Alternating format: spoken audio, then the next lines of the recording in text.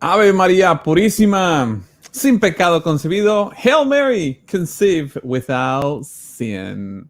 Sin pecado concebida, actually, is in Spanish. Welcome to the Meaning of Catholic. My name is Luis Medina. This is Reconquista, Reconquista in Spanish. On the Meaning of Catholic, it's an awesome time to be alive. And you know, it's Tuesday evening. That means a little bit of Spanish history or Hispanic history to be more specific, and how it touches the fibers of American culture and actually the whole world. It's a really cool time. It's one of my favorite days actually because it's the sorrowful mysteries, and also we get to talk about faith, culture, even politics, you name it, all sorts of things. I'm very grateful to have y'all here. Please don't forget to subscribe. You know the deal. To share, comment, and by all means, we're gonna go through the comments like usually we do during this show and try to answer all y'all's questions. Also, don't forget to support Meaning of Catholics Patreon page, and that way you can make this type of content possible and free for a lot of people. But most importantly, please, by all means, add us to your prayers, your rosaries, your divine mercies, whatever devotion you have, your church prayer list, whatever. We need that more than anything else. So we're definitely begging for those, because in this world, what we need right now is lots of prayer. There's a lot of topics that we're going to discuss today. Well, actually, mainly one particular topic, and then whatever else comes and pops, we're going to be discussing too. We're going to be focused on one of the most important feasts that we have in our Catholic culture, and actually it permeates all throughout the continent. And I'm talking about Our Lady of Guadalupe. Why? Because we just had the feast of Our Lady of Guadalupe this past Sunday that fell during the Advent season, the third Advent. So what a great time actually to go to Mass, as a matter of fact. Thank you all, by the way, for starting seeing people joining the chat. Appreciate it. And let me get a little drink of my water.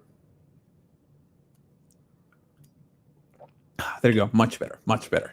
Anyway, and other topics that actually, culturally speaking, before we talk about Our Lady of Guadalupe, I want to bring this to y'all's attention because I don't know if you saw in the news, and I'll talk about this on the radio the other day at the radio station.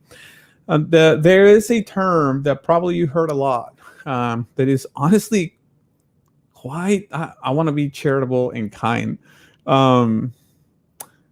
It's not very smart. Let me put it that way. It doesn't sound very sophisticated at all. And it's when they refer to Hispanics as Latins with an X, which is obviously nonsense. And I explained a while back with Timothy, one of those Spanish series that we did, is let me clarify something before we got into the whole why the X makes no sense and all that. First of all, there's a difference between Latino and Hispanic. Latino is anybody who descends from the Roman culture. So technically, I think Kennedy has Italian and French in him. So Kennedy is also a Latino, or Charles Colomb, because French heritage, is Latino. Anybody who comes basically from France, Spain, Portugal, Italy is Latino. All Hispanics are Latinos, but not all Latinos are Hispanic. Now, Hispanics is specifically those who come from or descend from Spanish origin, literally from not even Portuguese, just the Iberian, the Spanish part of the kingdom. Let me put it that way. So none of those guys that I mentioned before are Hispanic, clearly. Now, in the U.S. Census, obviously distinctions are not very sophisticated, and they just categorize all as Latino. And if I'm not mistaken, it had to do with Napoleon's. I forgot the name of that guy. The third, I think, the nephew of Napoleon Bonaparte, who is the first one who coined the term Latino per se during the French intervention in Mexico. That's a whole different story for a different time. But anyway, so we associate the term Latino to refer to Hispanic or anybody of Spanish origin. And yes, that's true, but it's actually a broader term that we think of. To muddy the waters, we have all this political correctness and nonsense that's trying to do just modify language, which in Spanish is not gelling very well. In English either. I mean, it's not making sense in English. Well, in Spanish, it's even making less sense, as a matter of fact. It's just not working. So when they try to add this whole gender neutral, I don't care, fill in the blank, this X thing to make it, it's just even more laughable. the equivalent of the Oxford English Academy, well, the Spanish, the RAE, the Real Academia Española, the Royal Spanish Academy, where we get our Spanish grammar and rules and all that, has, rejected categorically this whole like new gender fluid language and whatnot. All that to say that here in America, for those of you who are watching outside of the United States, there is this organization that supposedly, I don't want to open that another there's a lot of kind of worms right now. If you notice, there's a lot of landmines. There's another organization here in the US that supposedly advocates for Hispanic interest or Latin interest, and it's called LULAC. Think of it like a union type of thing without having any special like legal bearing, but they grew up especially a lot. They were pretty popular back in the day. They're not as big nowadays, but anyway. So LULAC supposedly advocates for Hispanic interest or Latino interest, whatever you want to call it. And today they announced that they're actually dropping the whole Latinx, which is culturally speaking a major blow for this liberals agenda here in the United States, because it's definitely not gelling, and they find it to be actually quite offensive. Which, to be honest, I'm a fairly thick-skinned guy. I mean, you don't get to work in media for 20 years and be thin-skinned. Even I honestly get annoyed. But it's like, and it's not that it bothers me personally. It's just I just cringe. I'm like, that sounds awful, man. Like scratching, the board with your nails. Well, back in the day, right? And it's just nonsense. I hear I'm like, it's like seeing somebody hurt. Like, oh man, I just can't rejoice on that. Well, that's the same, reaction we have with that whole term Latinx. Well, LULAC, or the guy who leads LULAC, has stated that they're going to drop that, thankfully, and they're not going to use it. And a lot of Hispanics are like, finally, some common sense. I saw this link on NBC Latino. It says, on Twitter's feed, the president of the League of United Latin American Citizens, the nation's oldest Latino civil rights organization, has instructed staff and board members to drop the word Latinx from the group's official communications. So there you go. That's one of the great good news we have going on right now. So glory be to God, I guess. There's always good news to rejoice on, and that's actually the silver lining thing. Often we forget about we can rejoice even in these times. There's great things. Last time I didn't mention this, but Kennedy Hall mentioned something really important that actually it resonated with me. When he was mentioning during the presentation of the book, Timothy's book, and he proposed or in his view, he says, actually, we're in the last stages of that communism, globally speaking. If you haven't heard it, go back to that video. It was like a week or two ago. That's a really, really interesting point he made. But anyway, and this should be an occasion to rejoice and be hopeful. Yeah. So here we go. We got little gold nuggets of like hopefulness that this whole political correctness and nonsense that they try to impose in the Hispanic community or Latino, whatever you want to call it, it's not gelling. If you go, by the way, outside of U.S. or Mexico, let's say Argentina or Chile, and use the term Latino a lot, you may have you will not have any hostile reaction, but it's not going to click right away as if you will say Hispanic. Okay, just FYI, for those of you who like to connect with those people in South America, the Spanish-speaking people of South America. That being said, now we use it just to make sure we are on the same page, we understand each other. So the news is no more Latinx, at least from that civil rights perspective.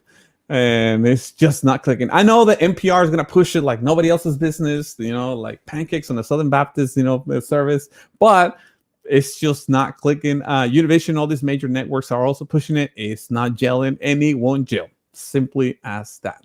All right. Enough with that Latinx nonsense. Let's go to the topic of our Lady of Guadalupe. Pretty thrilled because this is one of the most beautiful stories I ever heard. And obviously this is true. And honestly, I was like a little surprised because growing up in Mexico, it just didn't really, I heard it, but it's one of those things that familiarity breeds contempt. And I wasn't really paying attention until later in my adult years. I revisited all those things that I learned as a kid. And it's like my eyes were open, and it's absolutely stunning. Our Lady of Guadalupe, I've been only to Mexico City once in my life. And I did go to the basilica and I did see the tilma. And I remember vaguely those things. I was a little kid, but I still remember. I mean, old enough to remember. But it's one of those things like a great lesson for y'all. If you get a privilege to visit an important Catholic shrine, go for it, or any historical site. So I go there now I wish, because life, where I'm from in Monterrey, northern Mexico, is quite a, further away from Mexico City. It's not a close drive. Mexico's still a pretty big country. Obviously not as big as the US, but it's still a pretty big chunk of real estate. So you don't get to go to Mexico City or Acapulco very often, at least if you're from Monterrey, where I'm from. And I regretted when I went that I did not appreciate it even more that I should. Another similar story happened to me when I was in my college years. I went to this place in northern Mexico for spring break. And there in this place in the middle, it's like a little valley in the high desert in Mexico, in a region called Coahuila, which is basically northern Mexico. Don't try to pronounce it. There's this valley in the middle of the desert that when the Spanish came, they found, as they were exploring, they found this valley that has an awesome weather, sunshine, but it's also temperate climate. And they've realized that grapes go naturally, the vines grow naturally there. So they put a vineyard. Well, the oldest winery in the whole continent that's still in existence and running is based in that area. And they make wines, actually. Please, winemakers in Mexico, the wine industry in Mexico is growing and it's beautiful. It's promising, actually. Mexico's ideal climate for wines, but it's just historically not been a wine country. This is the exception to the rule in Mexico. This winery is the only one who has won awards and contests and is very respectful. And it's for the wine, among winemakers. And it's called Casa Madero. And it's like over 500 years in existence, still running. There are older wineries, like they're not working anymore. Well, this one's still running. It's the oldest winery in the whole continent, literally back from the Spanish day. Well, when I went to this place in this desert, I absolutely missed, the whole winery thing, the historical reasons. Even if I was not going to drink wine, just like how cool would it be to be in that winery where other people have been before, ancestors. Well, I missed it, and I was partying. And at that time, even though my faith wasn't very strong and all that, I thought I had the time of my life, and probably I had it at that time, very ignorantly. But now that time is gone, and I have absolutely nothing to remember that it's like, man, that was awesome that I went to that winery. I was like, oh, just drank a bunch of alcohol with a bunch of idiots. Like what's like, what's the merit there? Instead of saying, man, I went to that winery. But anyway, so when you have a chance, please take it and thank the Lord for it. So back to original topic. Sorry, I'm taking a little too long talking about Our Lady of Guadalupe, and I start seeing that y'all are feeling the comments. Thank you very much. We'll go through it. At least we're trying to go to most of them during our show. So Our Lady of Guadalupe is one of those stories that I wish I would appreciate more when I was younger. I love it now. And it's a great source of inspiration. Before we go through some of the facts, because we already know some of those, we explain it. I want to start now the opposite way is, why would you care about learning about Our Lady of Guadalupe? Why would you care about learning about, this story that seems to be exclusively of Mexico? Well, first of all, because it is the greatest evangelizer in the history of humanity. Literally, as Europe was being torn through the Protestant revolt, here a bunch of people were added to the church in 1531. It is, without her, probably Catholicism would not have taken root in the whole continent, to be honest. I mean, that's how important it was. And it's also the fulfillment of a prophecy, by the way, from St. James. And I mentioned that before, Our Lady of Pillar, but that's for a different time, different story. But my point is, we are in an era that we're running against the grain, culturally speaking. We are trying to evangelize, be witness of the faith. Well, maybe we can learn something about Our Lady and those circumstances where the Indians at that time were really having a hard time believing the gospel. So we took Our Lady, actually, to communicate and deliver the gospel to them. So we're going to see what lessons we can draw out of this amazing event. One of the things everybody talks about is the tilma, which is awesome. And for those of you who do not know what a tilma is, spelled Tilma, tilma. A tilma, it used to be a clothing ornament, garment made out of fibers of maguey, or like a plant, in other words, because you can have cotton, which is very expensive. The tilma was actually out of a plant, and it was worn by the Aztecs, but usually at that time when the Spanish arrived, only the lower middle class people, especially the poor. It was basically the cheapest thing you can get. And tilmas did not have a very long shell life, because they're fibers, and they will disintegrate fairly quickly. Now, maybe 5 years. Just think of it right now with a piece of clothing. You wear jeans or a shirt. How long would it last? Usually, well, maybe you have a shirt that is, you had it for 20 years, assuming you haven't gotten fatter or whatever. It's like you can still wear it, and it's still, forming. I have. It used to drive my wife crazy because I once had a piece of clothing that it was like 10 years and they still start turning apart, and I got rid of it. Well, with the tilma, obviously it's less quality than that, and it will disintegrate. It's just, time does its thing. Well, Juan Diego is an indigenous convert to Catholicism, and they gave him the name of Juan, baptism name. And that's what I like to also emphasize in this story. There's many angles you can look at it. This is the story of three Juans, essentially. Juan Diego, which is the main character. Juan Bernardino, which is the uncle of Juan Diego. And Fray Juan de Zumarraga, which is the bishop at that time in Mexico. How interesting. Just like, the gospel, St. John, John in English. So the tilma was Juan Diego's wearing. He was humble origins. This very important piece of history, because before we go back to the original story, tilmas don't last. Tilmas don't last 50 years, don't last 20 years, don't last 50 years, don't last 500 years. Okay, just to make sure, or almost 500 years. That alone is mind-blowing. Sorry, that alone is mind-blowing when you consider those facts. When you go to Mexico City and you can see that piece of clothing, and it's like, wow, this is incredible. Yeah, it's incredible. Just the fact that it survived alone. Forget about the image, which is incredible. The fact that this thing is standing and not tearing apart is amazing. There are only, essentially, that I know of, and please correct me here in the chat if I'm mistaken, 2 pieces of clothing, I think maybe 3, I'm not sure, but there's only a handful of pieces of clothing that have no human origin in that sense. Like the Shroud of Turin, because that's where our Lord was wrapped, and the tilma is the other one, where no man painted the tilma, no man did the whole Shroud of Turin by hand. I know that the enemies of the faith try to discredit it. Well, that's on them. I don't care. I'm not looking at their approval. I'm looking at the facts. But that is mind-blowing, if you ask me. How could it be, that this thing has not faded, has not disappeared? Put any piece of clothing anywhere where the light hits. Forget about sunlight, just regular light, and it's going to fade. It's going to deteriorate. We don't have that here, and it's just absolutely amazing. So Our Lady of Guadalupe, as you know, there's, believe it or not, it's a connection between United States, Mexico, or now Mexico. Originally was New Spain, because when this happened was New Spain. And we here in America also have a claim into Our Lady of Guadalupe, and not just here in America, everywhere in the world. Okay, so this is something we need to remember.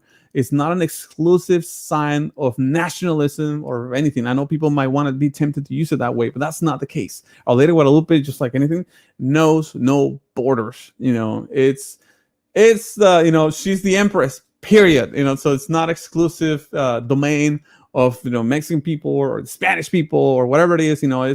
It's all for us, and it's for the reason. There's a specific reason. She's here to point us to Christ, as I always say it. Our Lady's interest is for us to turn to Christ, for us to amend for our sins, to become better, to become lovers of God and anything that represents holiness, and to seek that sainthood in this life so we can be in communion with God once we have to answer for our lives. In other words, once we die.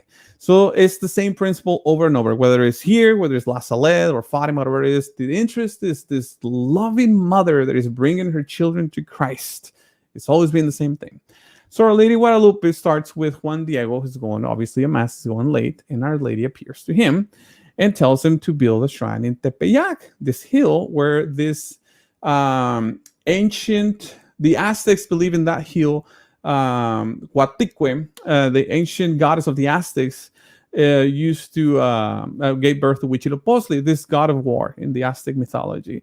She is also the one who, in the Aztec mythology, prophesied the end of the Aztec Empire at one point. And she's used to wear, in the Aztec mythology, a dress or a skirt made out of snake remnants. Okay, so she says, like, hey, tell the bishop to build a shrine. As you know, many of you heard, the bishop, Fray de Zumárraga, doesn't believe it. He's like, no way, I'm not buying this thing.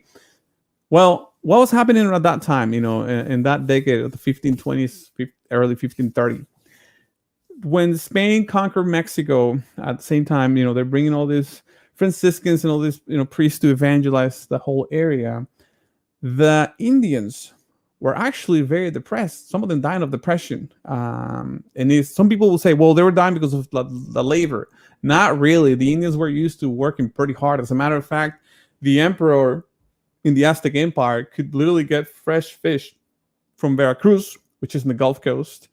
And the Indians were doing like a little, track. They were like fishing it, bringing it fresh, and it will take just a few hours. And they were used to run and all that. Indians are pretty hard working. So it's kind of an insult to them saying like, well, you're not used to hard work. That's not true. So what was going on really? In the Aztec mythology, not to get too deep into it, the Aztecs understood that they have to offer human sacrifice to ensure the dawn of a new day.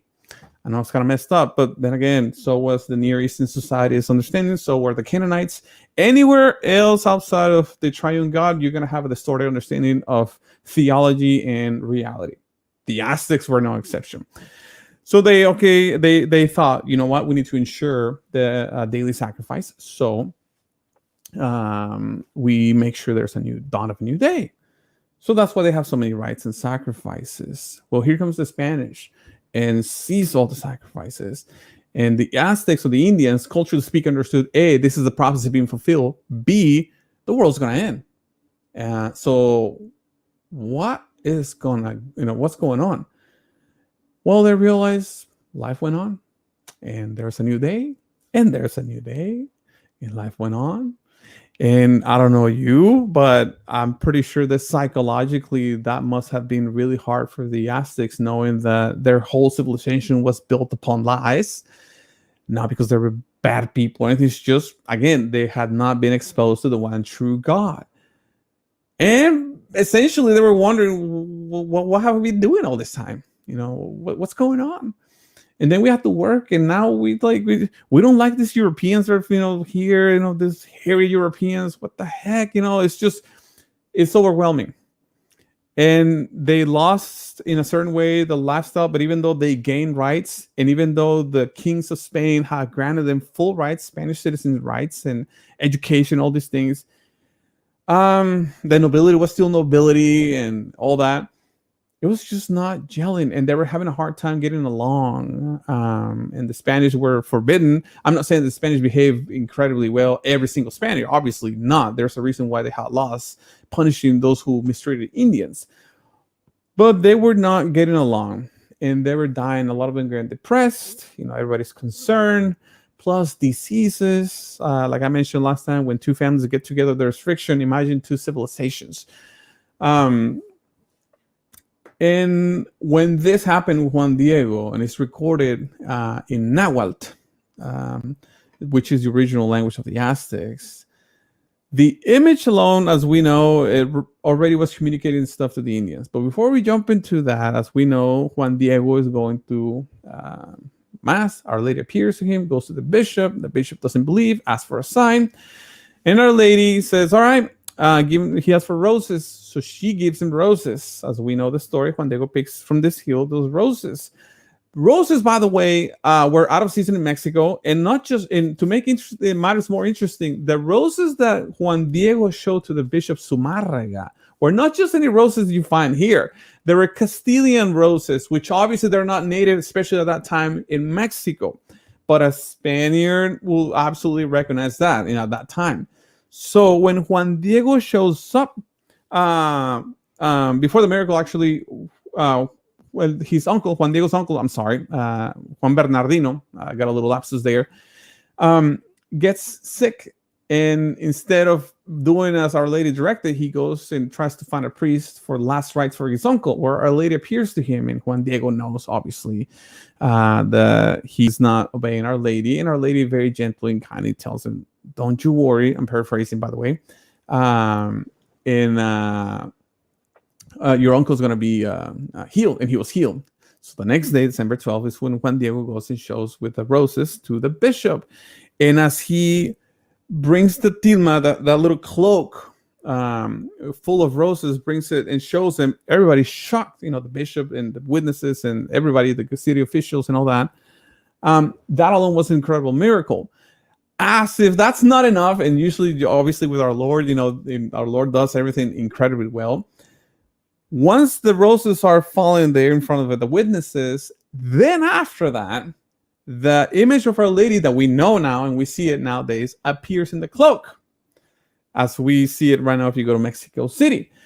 One of the things that it's interesting about that also is, if you notice in the image of Our Lady of Guadalupe, and I think I brought it up like when we talk about that in the series, the Catholic series of Spain. But anyway, you see that in the hands, the two colors, you see the white for the Spaniards and then the tan from the indigenous.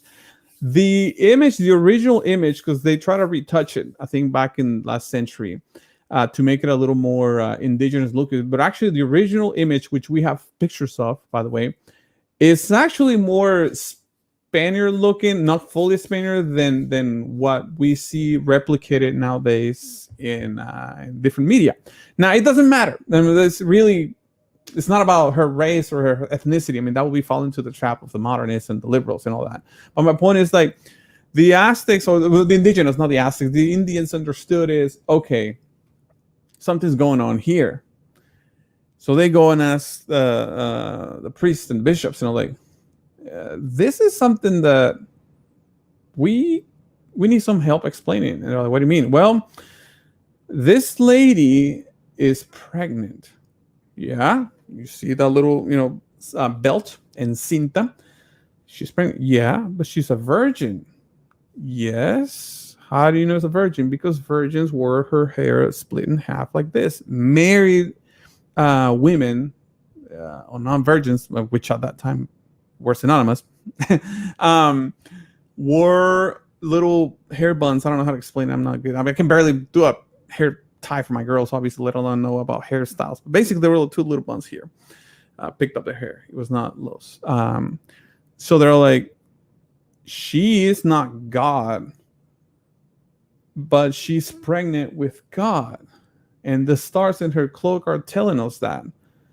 The Aztecs had a very, you know, sophisticated concept of astronomy, by the way.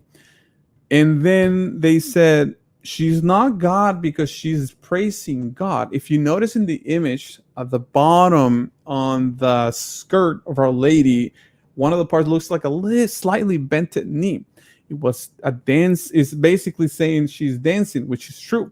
This is, by the way, where you see the tradition of the matachines, the indigenous dancers in Mexico during this time of the year, because the Aztecs, they praise God, or the gods at that time for them in their mythology, through dances. You know, that's how they expressed it. Also, I mentioned that before, the flowers have a very important significance. The flowers meant legitimacy. You know, they meant business. So they declare war by sending flowers. This is a declaration of war. Here's a flower, meaning I mean business, because in the Aztec concept or mythology, or even just understanding of life, anything that is rooted to the ground is actually must be true. You know, so it had roots. If you pull it from the ground, it's because it was true. So a flower is rooted from the ground is true. This is as close as we mean business. It's like a seal from the government for us nowadays. You know what I'm saying? Well, it's the same, like a stamp. Well, for the Aztecs, that was the stamp. So when they see all this, you know, symbolisms connected, they're like, this is incredible and mind blowing. So obviously it makes sense. And then they had it written down here. There's a lot of names. There's going to be hard to pronounce, which is okay. And one of the names that we have, obviously, for Our Lady is Guadalupe. You wonder why that name? Well, the original, it comes from the Aztec or Nahuatl term Huatzlapeuc or Huatzalupe. It's like how phonetically it sounds. And it sounds similar to the Spanish word of Guadalupe. Guadalupe, originally, some of you know, come from Extremadura, Spain. A whole different story too, by the way, which is connected to Our Lady Guadalupe, but it's actually the original name of Guadalupe comes from Spain, Extremadura. It says that Saint Luke did a little wooden sculpture of Our Lady, and as the Moors started conquering, they dug that and hid it, and after the Reconquista, they found it. A peasant, just like Juan Diego, by the way, a peasant found this statue of Our Lady, La Virgen Morena, and it actually healed a town of disease and all that. Anyway, that's a beautiful story, by the way. So anyway, Guadalupe, it sounded the same, and they put the two together. It's like, yeah, Guadalupe. And also, the most important part of this whole story is the name in Nahuatl, Huatzalsupe.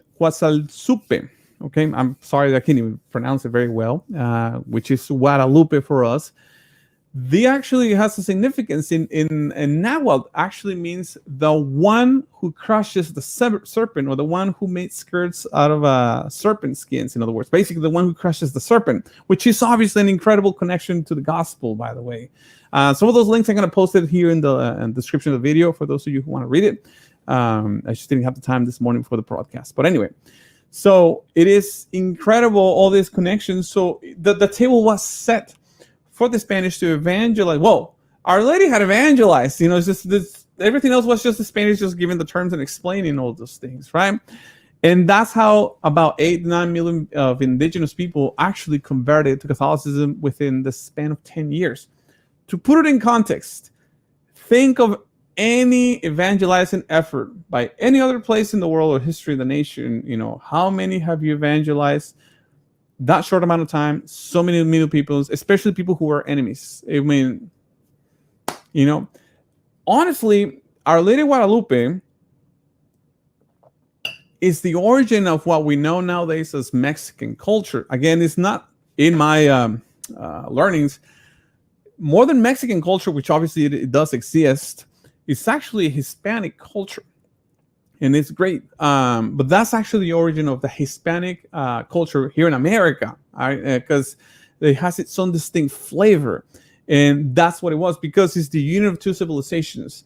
Any other attempt has been met with a lot of resistance and violence, and is one side imposing the other and oppressing the other. This is the only time where you have a marriage, a new civilization, a new life. And men could not accomplish that. It could only be through the hand of Our Lady. And this is what we have till this day. It is I think it's the third most visited shrine in the world. And it's a very important site. Even non-believers actually have been touched and impacted by that shrine. It is associated nowadays with a lot with the Mexican identity. Is changing lately, obviously, because we're starting to learn more and more. And obviously, it's not exclusively Mexican. It just happened to be in a place that nowadays happens to be Mexico. Okay, so there's a lot of things for us that we can learn and take advantage. Run one more thing before I go to the comments, because I know I'm getting filled up with comments. Woo, that's good. So what's the connection here in America? Well, in 1910, St. Pius X named Our Lady a patroness of Latin America. But in 1945, actually bishops from the U.S. and Canada, get that, urged Pius XII to bestow her the title of Empress of the Americas, the whole continent. So when you hear things like, well, that's only for Mexicans, which, by the way, again, is nonsense. Here you can prove it actually with facts from the Holy See itself. It's for everybody, and there's a lot for us to learn, a lot to be thankful. And nowadays, particularly, is something that we should cling to a lot. All right, that's our story of Lady Guadalupe. Remember 3 Juanes or 3 Johns in this story: Juan Diego, Juan Bernardino, which is Juan Diego's uncle, and Juan de Zumarraga. By the way, Our Lady, even though the bishop was showing incredible original at the beginning, incredulity or skepticism, whatever you want to call it, Our Lady encouraged Juan Diego to listen to the indications of the bishop. Okay, so just beware when sometimes when you hear apparitions that they're trying to put you against the church and all that. Just to put it in context. All right. Let's go to some comments before I run out of time. Ray says, hi, Luis from Australia. Thank you very much for joining us. Hi, all the way to Australia. Our prayers are always with you. Happy feast of San Juan de la Cruz. Oh, yeah, St. John of the Cross. That's true. Thanks for mentioning that. Hello all. Thanks for being here. Patty, it says, that's a new thing, isn't it? I never heard of Latinx on like 3 years ago. Yes, it started, about 3 years. I don't know. I forget. They really try to push it, but it ain't working. French are Celtic, Spanish are Germanic, and Celtic not Roman. No, it's actually a mix because you have Ostrogoths, Goths, Visigoths, you got Celts, you got Romans, you even have some Hebrews. It's a little bit of everything. Iberians, Celt-Iberians, and all that. So a lot of the Celts, by the way, settled in northwest Spain, known as Galicia. And that's where they play the bagpipes and all that, literally in Spain. So that's a lot of that connection they have. But then you have the Basque, which is a whole league on its own over there in northern Spain. And then you have Iberos or Iberos and many others. It's like it's the early, in my estimate. I mean, this is obviously my opinion. It's the early version of the melting pot, given the circumstances back then. Hola a todos de Vancouver. Hey, everyone from Vancouver, Canada. One day I'll tell the story. I will almost end up in Vancouver instead of America. Almost. The only people that call us Latins are white liberals, not self-respecting Latino, call ourselves Latins. That's right. There was an article recently saying that Latinos are not embracing the term. Yeah, like I said, it's just not working. It sounds very silly. And I honestly, out of charity, try to, I don't want to say correct, but suggest those people who want to use it. You're like, you know what? You can use a lot of different things that I don't agree with. I'm just trying to do this out of charity. You kind of sound foolish to us when you use that. But, it's your life, your reputation. Do as you wish.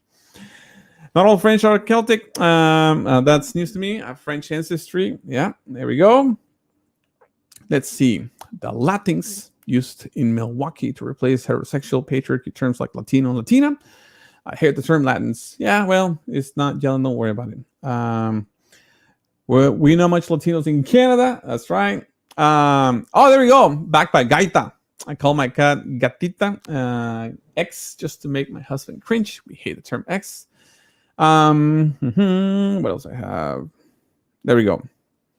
The Middle Catholic. Are you aware that the communist Reconquista movement is not Catholic? It falsely claims that the Western United States was founded by Hispanics and so belongs to them. Patty, once again, strike. Man, you're striking out pretty badly, bro, since last week. Well, we can try again. I was just reading the interview with Spanish author, the dictator Pope. He blames Pope Francis controlling the manner of growing up under Perón. It's a very interesting point. I mean, I haven't seen that interview, but in defense of the Holy Father, and I know that this is kind of controversial, a lot of the things that he's, in my estimation, okay, and I'm not the magisterium and not a bishop, I have no authority to judge him. I'm just a layman. He has done some things that made me wonder, okay? Clearly some things that I think were out of line. We discussed that before. But other things, actually, he's been pretty orthodox. I mean, he's defended marriage between a man and a woman, all these things. Now, sometimes he sounds like he talks in like mixed messages, and some people attribute that, just the point you were making, on the Peronismo, that he had to speak in code language. I wouldn't be surprised, given the times that we live in. Sometimes we have to speak in coded words, just like in YouTube. There are certain words we can't mention, right, regarding health experiments. You know what I mean? So I don't know. I'm not the Pope, and I don't know his brain, and I don't know his heart. Only God knows. And I won't be judged by the actions of Pope Francis. I'll be judged by the way I responded to, and I will pray for the others, and how charitable I was, and how faithful I was to Mother Church. All right.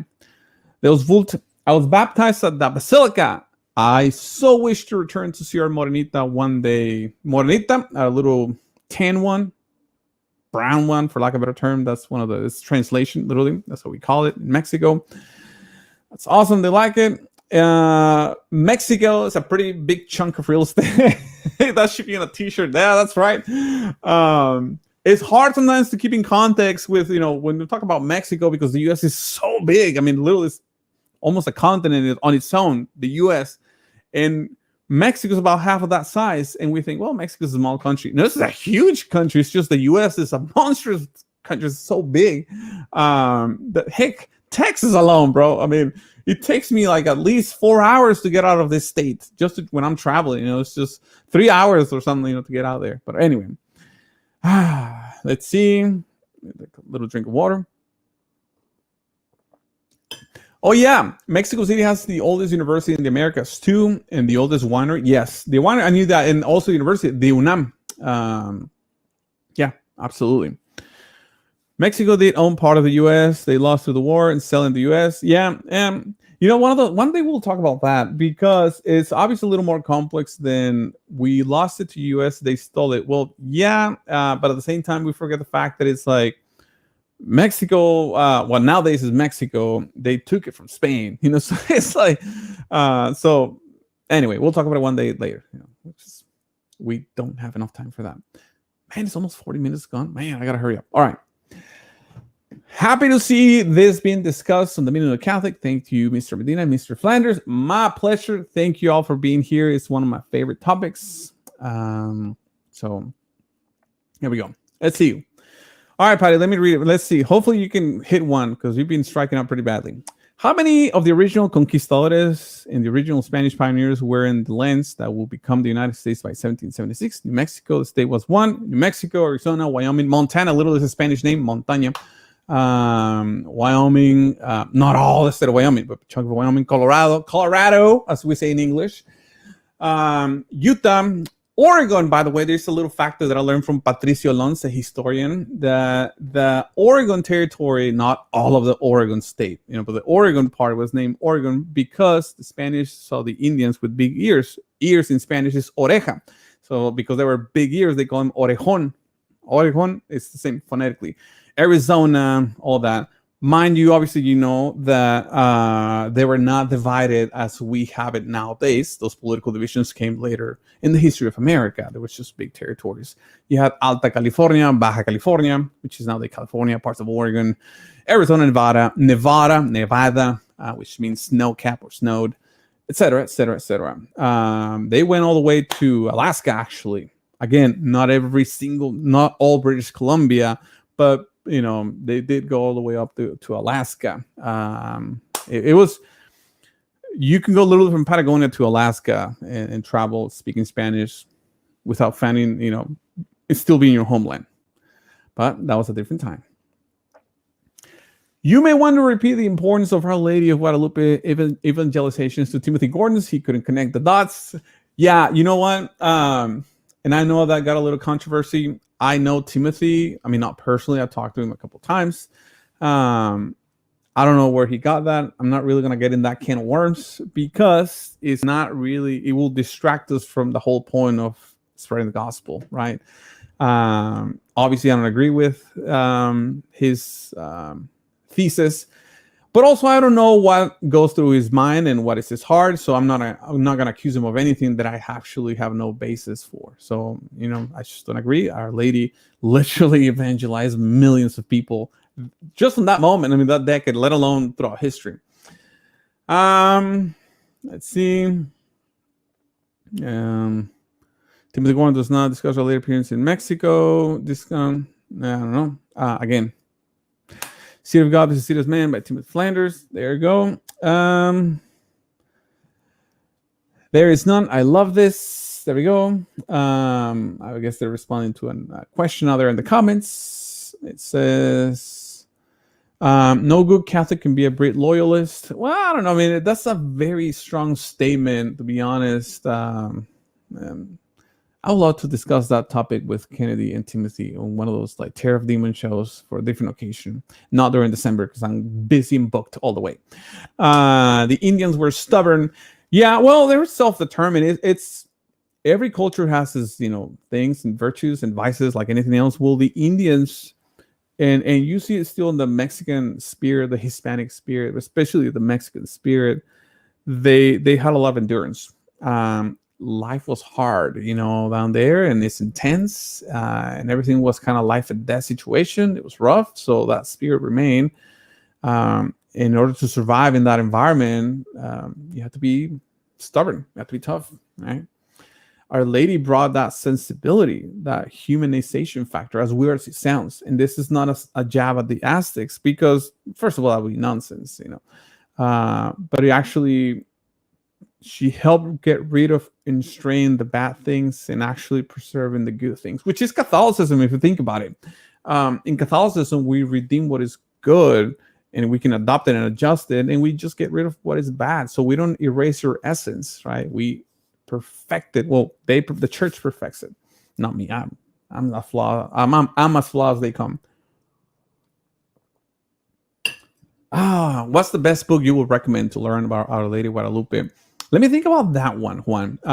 Because there's a priest actually that published a book, and I forgot. And he gave some lectures that were extremely interesting.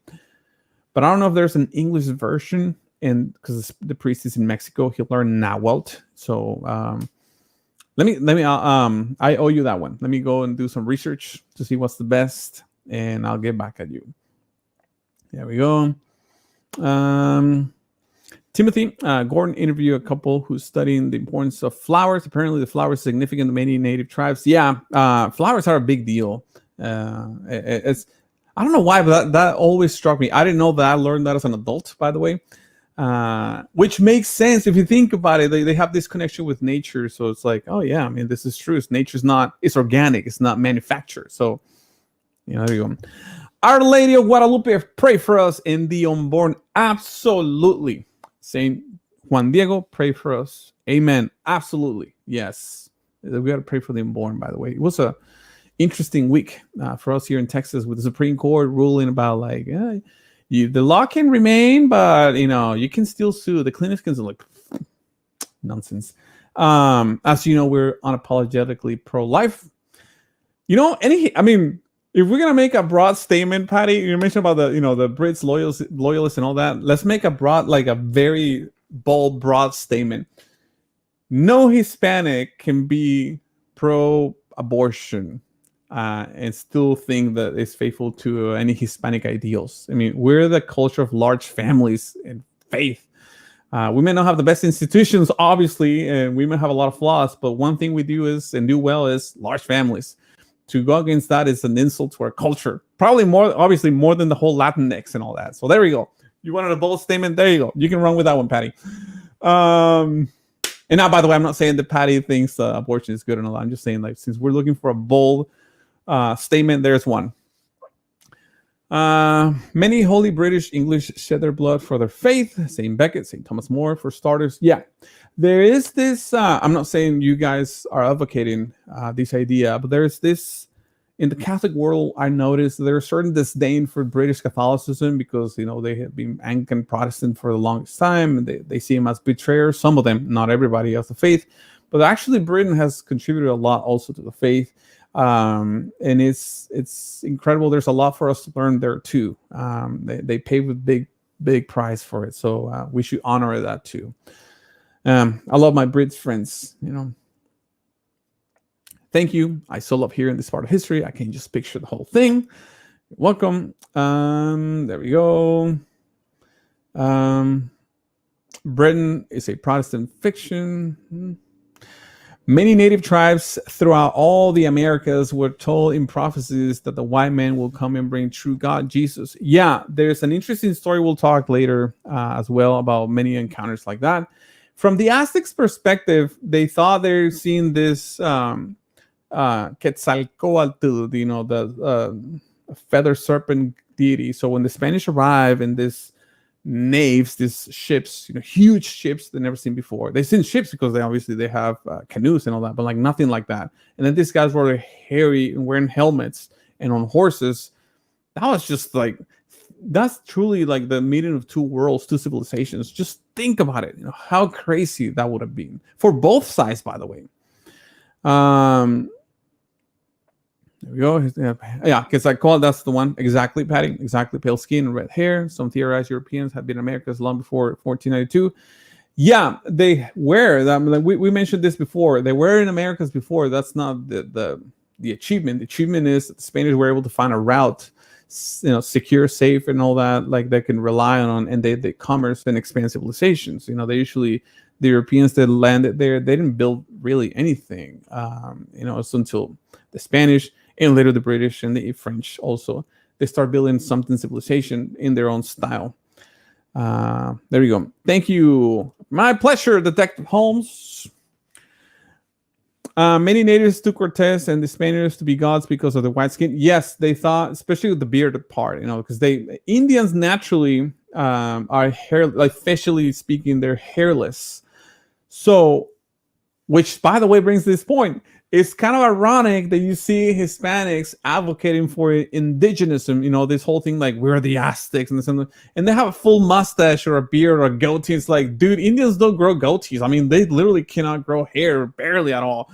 So it's like the reason why just because you're tanned, or brown skin or whatever you want to call it, does not make you an Indian or pure-blooded Indian. And even if you think of it that way, in as like race terms, so obviously you're not getting Catholicism, you're not seeing the world right.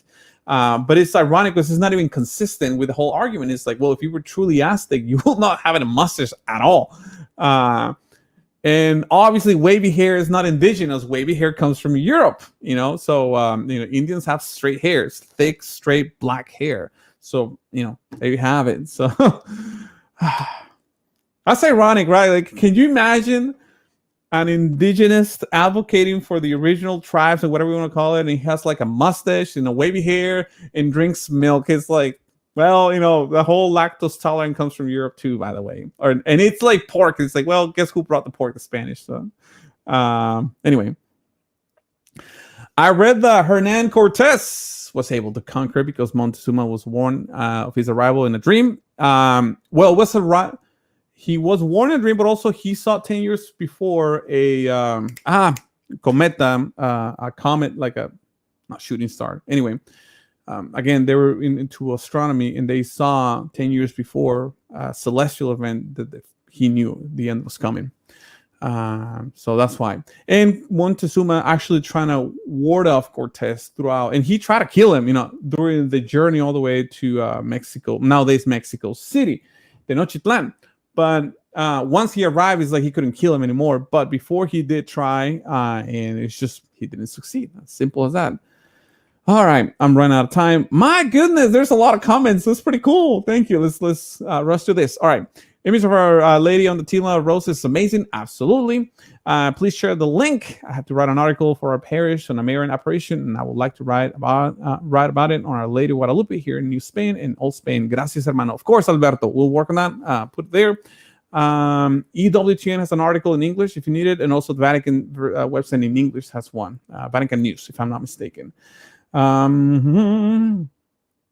Off topic thoughts on the will of St. Michael Tlaxcala. I know not much. I know this the apparition of St. Michael the Archangel that we have in Mexico is not as popular as other we have. It's just because Mexico is a Marian country. That's why. But I'll look into that, by the way, Edry. Thanks. Loving these increased presence in the channel. Thank you very much, Patrick. My pleasure. Arabs blood, lineage. There's some of it too, like anywhere else in Europe. At least Southern Europe. So yeah. Thank you, Luis Medina. I really enjoy your presentations. Very informative. My pleasure. Thank you very much. Please share this and other, there's even better content to this channel than my show. There's the Pelican Diaries. There's also Terror of Demons, and anything that you guys do, please share it. It's awesome that we get this privilege, honestly. There's no way, and this is why I love YouTube or social media in general so much. I've been trying to do this kind of content for the last 15 years, when I worked in mass media. And I'm not talking to my current employer, which is awesome, but it's like I worked for different corporations before in media. And there's so much red tape. absolutely something. There's no way that will let me, do this. I could not get away with it. Yeah, and now we get to do it. So the Aztecs were reluctant to fight the Spanish, in part because the prophet said, in part because other tribes allied with the Spanish. Well, they did fight the Spanish, actually, and there was a lot of skirmishes and all that. It's just the Spanish usually were outnumbered, but the Spanish had the military strategy. And it kind of makes sense, after 700 years of fighting the Arabs, the Moors, particularly, you learn a couple of things under your sleeve. You learn a couple of tricks, and you use some strategies because the numbers are against you. So the Spanish learned that, and that's how they were able to overcome a lot of the things. I've heard that no one can trace the Basque country ancestry. That is very true, and it's the oldest surviving ethnicity, like speaking of Europe, and is untraceable, just like the Finnish, by the way, too. The Finnish and the Basque are untraceable, which is very interesting. It's one of those original tribes.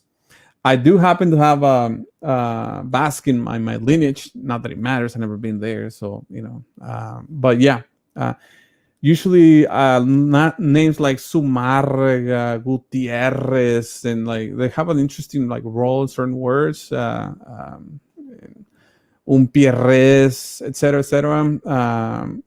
Garza's debated between Basque and Galician. Anyways, up there in the north, that's where the Basque came from, on my side. But anyway, but yeah, they're all great people.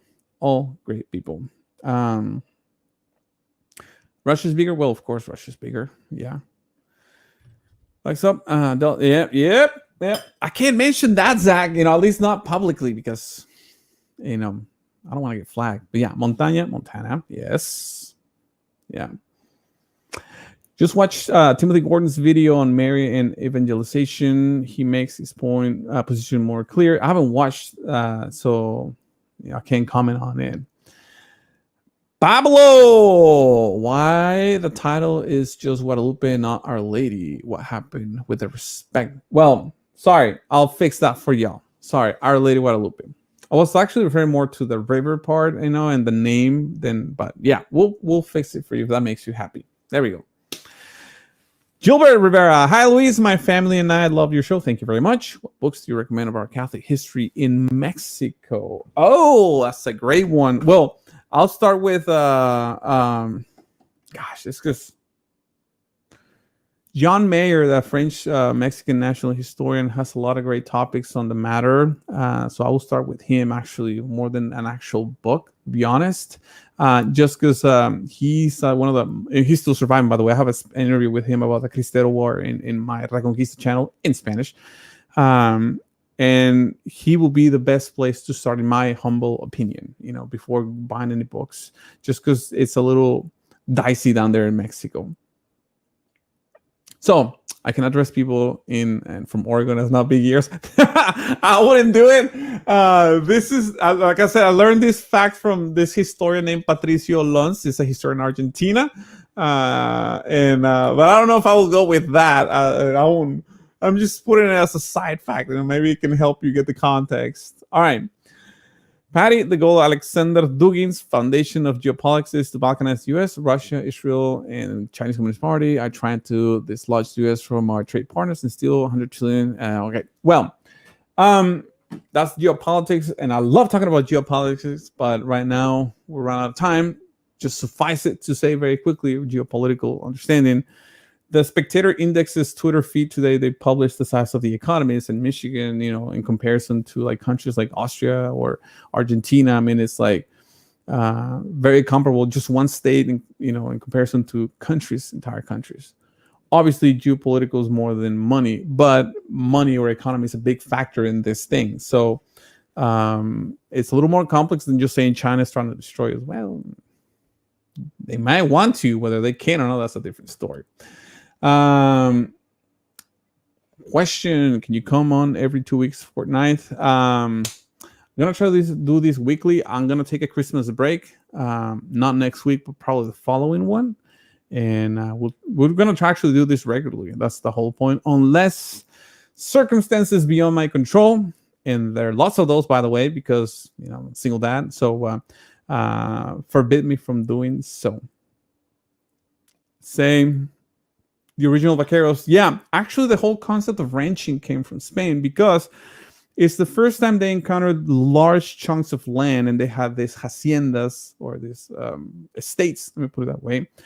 And the horse, and they had cattle, instead of pigs and all that. And they realized we need a way to operate this whole enterprise efficiently. So, for example, the stuff of team roping, all those things came actually from Spanish charreria. It was the charros came from Spain and then translated to Mexico, and that went all the way to the US, not Texas, and then the rest of the country, all the way to Canada, actually.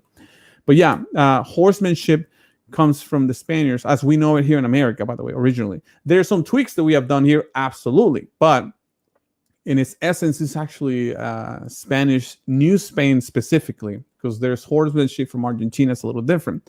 Yeah, it's a very interesting topic also, by the way.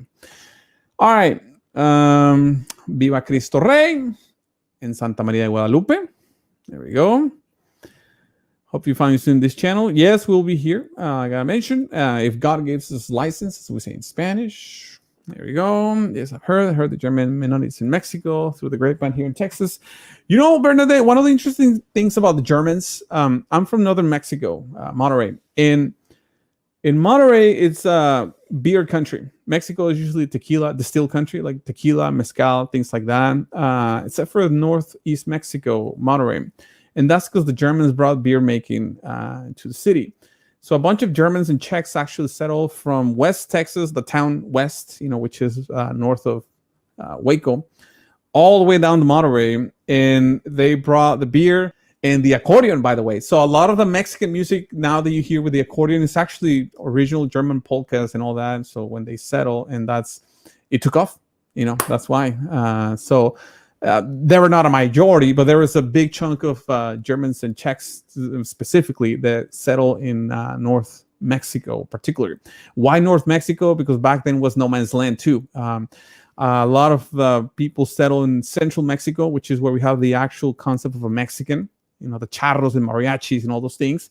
But because the land is beautiful, it's sunshine, it's beautiful weather. In the north, not even the Indians were nomads, so there was nothing to lose. Kind of like Texas, might as well try it here. And that's why they settled. So it was very interesting story. And that's why we have a lot of, in Monterrey, in northern Mexico, we are a little, culturally speaking, a little different than the rest of the country because of that Germanic and, it's Basque. A lot of Basque and Germans settle in that area. Why the Basque? Also because the Basque were the adventurers of Spain. They made great commanders for the Spanish Navy. Great commanders. So a lot of them try luck in northern Mexico. That's why they usually, speaking in broad terms, northern Mexicans tend to be taller, like people from Chihuahua and Coahuila and all that, which is where we happen to have a lot of baseball players too. They tend to be a little bit taller than the average Mexican in the central Mexico or the South. The South's a little more indigenous. Now, in Mexico, it doesn't really matter because any Mexican family has a tall white guy and a short Indian-looking guy. And my cousins, it's a clear example. We have a little bit of everything. There's not such thing as like a racial divide. And they've been trying to do that in Mexico with media like Al Jazeera in Spanish. They really trying to promote this concept of racism and all that. Again, just like Latinx, is not gelling. So thankfully. Father Guillermo Gabriel Maisonet. Really interesting last name. One of my grandparents was Goita. That's in fact, that reminded me, by the way, Father, in the Cristero War. I can't believe I forgot the name. I forgot. I got a little lapsus. It was Monterrey. The commander of the Cristeros also had a Basque origin. He was from Monterrey. I'm going to hate myself later. Anyway, readings from the Diocese of Tyler, Texas. Tyler, Texas. I love it. I've been there. The rose capital. Speaking of flowers, it's the rose capital of Texas, by the way, Tyler. And Bishop Strickland. Send him my greetings, please. It's been a while since I've been there. There's actually a big Catholic hospital, too. Tyler, Texas. There we go.